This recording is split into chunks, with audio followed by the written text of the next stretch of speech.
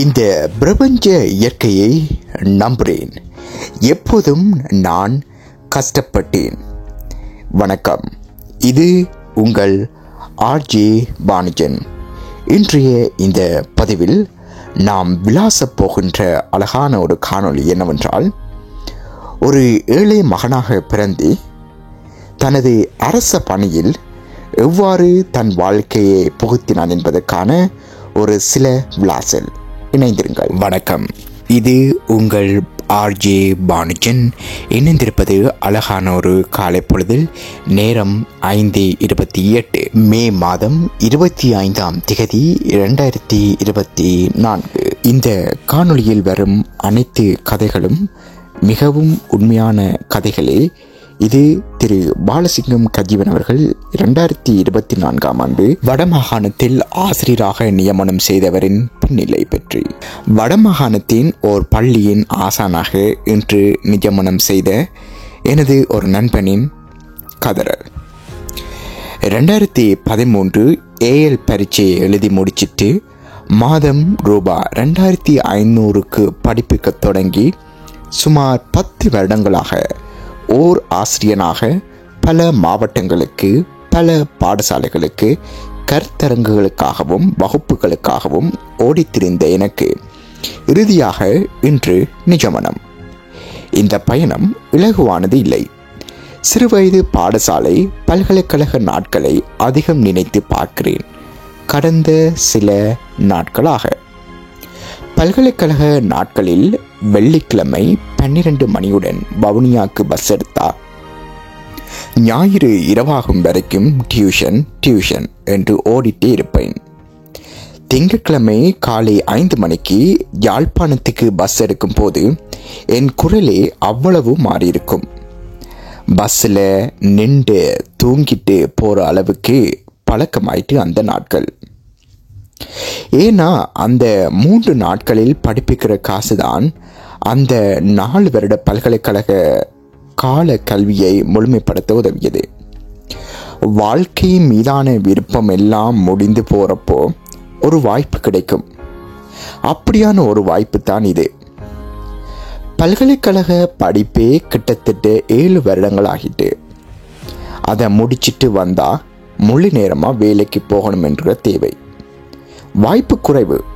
அரசாங்கம் வேலை தரும்னு எதிர்பார்க்காம ஏதாச்சும் வேலைக்காக போயிட்டே போட்டி பரீட்சைகளுக்கு படிப்போம்னு மனநிலைக்கு வந்து அதுக்காக படிக்க தொடங்கினேன். அதுவும் திருப்தியா இல்லை. அப்போ கிராம சேவகர் தொடங்கி கல்வி நிர்வாக சேவை என்று எல்லா போட்டி பரீட்சைக்கும் படித்தேன். ஏன்னா ஒரு வேலை தேவை, அவ்வளவுதான் அப்போதைக்கு. ஆனால் ஒரு கட்டத்தில் தான் எனக்கு ஒரு திருப்தி. எது எனக்கு வரும், எதை செய்தால் எண்ட் ஆஃப் த டே நான் நிம்மதியாக தூங்குவேன் என்ற புரிதல் வந்தப்போ இனிமே ஆசிரியர் போட்டி பரீட்சைக்கு மட்டும் படித்தா போதும், இல்லாட்டி வேறு ஏதாச்சும் செஞ்சுக்கலாம் என்ற மனநிலை. அப்போதான் வடக்கு மாகாண ஆசிரியர் போட்டி பரீட்சைக்கு விண்ணப்பித்தேன்.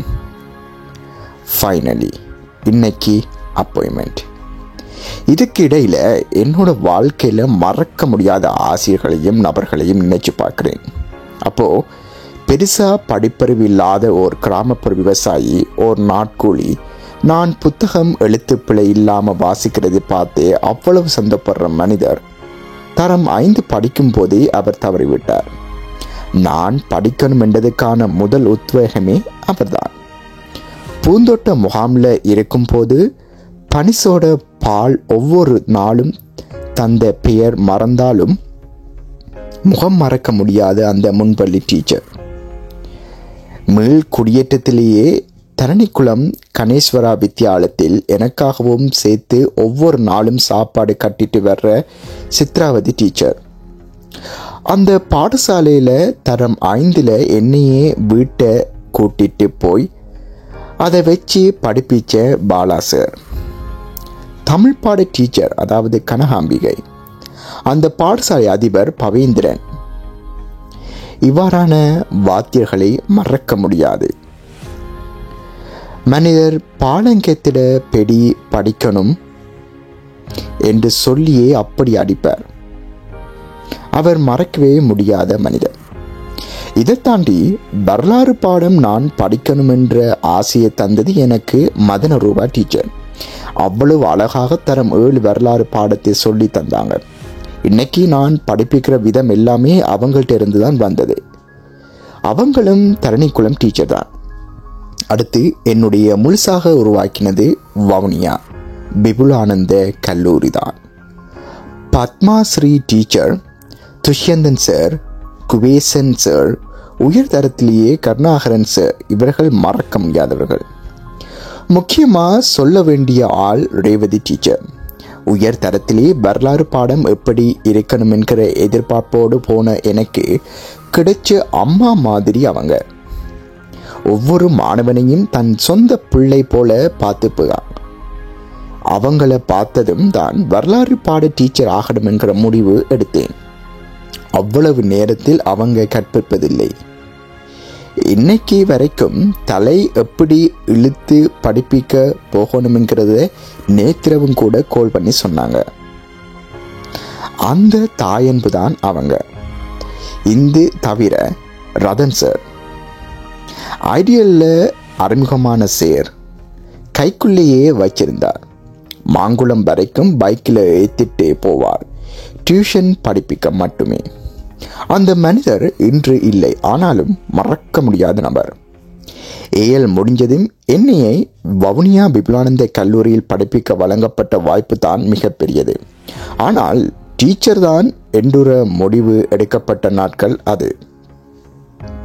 பிபுலானந்த கல்லூரி தந்த மிகப்பெரிய உறவு அப்பாடசாலை அதிபர் முரளி சார். 2014 இருந்து இன்னைக்கு வரைக்கும் என் வாழ்க்கையோட மிகப்பெரிய மோட்டிவேஷன் அவர் தான். அப்பா இல்லாததில் இந்த சமூகத்தில் இறங்கி ஓடவோ அவ்வளவு பயப்பட்டிருக்கேன். அது எல்லாத்தையும் மாற்றி என்னையே படிப்பிக்கிறது என்ற வட்டத்துக்குள்ளேயே வச்சு வழி தவறாமல் பார்த்துக்கிட்ட மனிதர். டீச்சிங் அப்பாயின்மெண்ட் கிடைச்சது சொன்னப்போ அவ்வளவு சந்தோஷம் அவருக்கு. ஓர் ஆசிரியனாக என்னோட சுய ஒழுக்கத்துக்கு காரணமான மனிதர் அவர். அவரோட குடும்பமும் எனக்கு அவ்வளவு ஆதரவு. அதுலேயும் அவரோட மனைவி ஜெசி டீச்சர் சொல்லவே தேவையில்லை. மீசை தாடியே வெட்டு, ஒரு நாள் சேர் போல நடந்துக்கப்பார். அப்பொழுதுதான் நான் சேர் போல நடக்க பார்த்தேன். எங்கே நிற்கிறாய், சாப்பிட்டியா என்று என் மேல அக்கறைப்பட்டு இருக்க என்னோட குடும்பம் அந்த குடும்பம்தான். கூமாங்குளம் சாயி சிறுவர் இல்லமும் மறக்க முடியாதது. அங்கு இருந்த ஒவ்வொரு நபர்களும் என்னை தூக்கி விட்டவர்கள் தான். குட்டி அண்ணா, தவிசன் அண்ணா, சிவகுமார் சார், பரமேஸ்வரன் அங்கிள், இந்திரன் அண்ணா, தர்சன் அண்ணா, சந்திரன் அண்ணா, இப்படியாக பலர் பாடசாலைகளில் காலங்களில் என் முன்னேற்றத்துக்காக தனதாக பார்த்தவர்கள் அவர்கள். இதை தாண்டி பல்கலைக்கழகத்துக்கு போனோமோ என்ன படித்தோமோ என்று போனவன இந்த இலவச கல்வி சமூகத்துக்காக நாம ஏதாச்சும் செய்கிறோம்ன கட்டாயம் அது இதுன்னு இந்த சமூகத்துக்காக சமூக பொறுப்போடு ஆசிரியர் தொழில் செய்யவும், மனிதன் மூலமாக சமூக சிந்தனையை வளர்த்துக்கவும், சோர்ந்து போகும் போதெல்லாம் எவ்ரிதிங் வில் பி ஓகே என்னை தைரியப்படுத்தவும் பல்கலைக்கழக நாட்களில் இருந்து என்னோட பயணிக்கும் உறவு நண்பி தாரிணி.